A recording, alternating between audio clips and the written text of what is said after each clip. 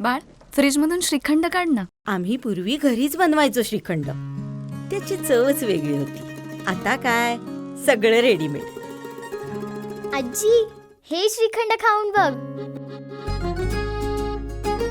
आज तुझ्या आईनं घरीच बनवलं की काय? हे आहे गोकुळचं श्रीखंड. अगदी जिभेवर रेंगाळणार. जिभेवरच नाही तर मनावरही रेंगाळणार. गोकुळ श्रीखंड, मनावर रेंगाळणार. पालकमंत्री नितेश राणे यांनी आजच्या विद्यार्थी पालकांच्या मोर्चाला भेट दिली. यावेळी संजय वेतुरेकर यांनी त्यांच्या शासनाच्या 15 मार्चच्या निर्णयानं येणाऱ्या अडचणी आणि त्यांचा जिल्ह्यातील शिक्षण व्यवस्थेवर होणारा परिणाम याबाबत माहिती दिली. त्यानंतर मोर्चाला त्यांनी संबोधित केलं.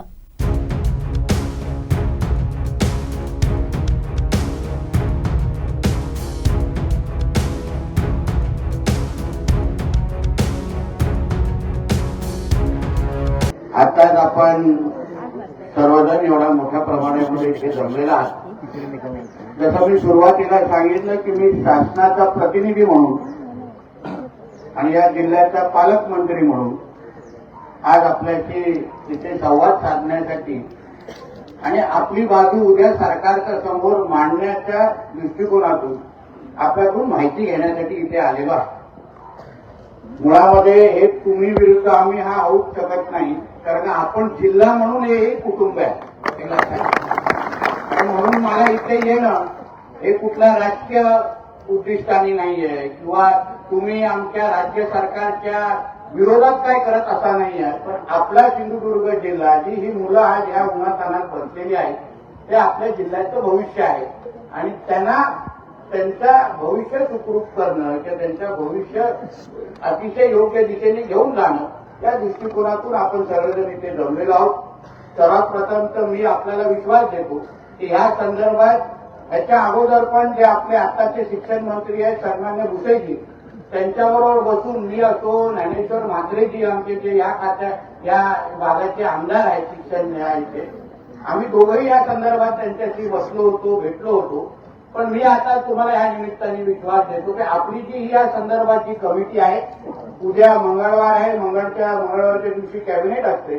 मी स्वतः आदरणीय मुख्यमंत्र्यांची आणि शिक्षण मंत्र्यांशी बोलीन आणि लवकरच तातडीची तुमची आणि मंत्रालय स्तरावर ही बैठक लावून हा जो काही जीआर आहे, हा जीआर मध्ये सर्वात महत्वाचं म्हणजे अगर आपल्या सिंधुदुर्गात कोकणावर अगर अशा पद्धतीचे जीआर अगर अडचणीचे असतील तर का मला नेहमी वाटतं, आम्हाला लोकप्रतिनिधी म्हणून आमच्या नेहमी सगळ्यांच्या भावना आहेत की सरकारने कोकणाकडे पाहत असताना निकष वेगळे लावले पाहिजे. उर्वरित महाराष्ट्राकडे बघण्याचा दृष्टिकोन वेगळा आणि आपल्या कोकणाकडे बघण्याचा दृष्टिकोन वेगळा. आपल्याकडे डोंगराळ भाग आहे, आपल्याकडे वातावरणाची परिस्थिती वेगळी असते आणि म्हणून आपल्याकडे लावणारे निकष तुम्ही वेगळे लावा हे असं आम्ही वारंवार तिथे तिथे नोंद करत असतो. आता आपल्या ह्या प्रश्नाच्या निमित्ताने मी जसंच मुंबईच्या दिशेने जाईल आपल्या कमिटीशी चर्चा वेळ सांगेन तशी आपली कमिटी मुंबईकडे येईल आणि मग मुख्यमंत्री आणि शिक्षण मंत्री आणि आम्ही बसू हा जो काय जीआर आहे तुमच्या मनाप्रमाणे पहिला तो रद्द होतो काय ते आपण पाहायचं आणि नाहीतर त्याच्यामध्ये तुम्हाला अपेक्षित असते जेणेकरून आपली शाळा तुमची आणि आमची नाही, आपली शाळा आपली मुलं शिकत असताना कोणीही शिक्षण अभावी त्यांचं भविष्य अंधारात जाता कामा नये एवढी काळजी आमचं सरकार निश्चित पद्धतीने घेईल हा विश्वास तुम्हाला आज मंचावर सांगा. शेवटी सोशल मीडियाचा जमाना आहे. आज बोलल्यानंतर नाही काम केलं तर तुम्ही परत मोर्चा काढायला मोकळ्या, मी काय त्याला थांबवणार नाही. पण शेवटी जबाबदारी इथे आलेलो आहे. मलाही हा प्रश्न आणि मलाही हे जे काही मांडलेले मुद्दे आपल्या कोकणाच्या दृष्टिकोनातून सिंधुदुर्गाच्या दृष्टिकोनात अडचणीचेच वाटतात.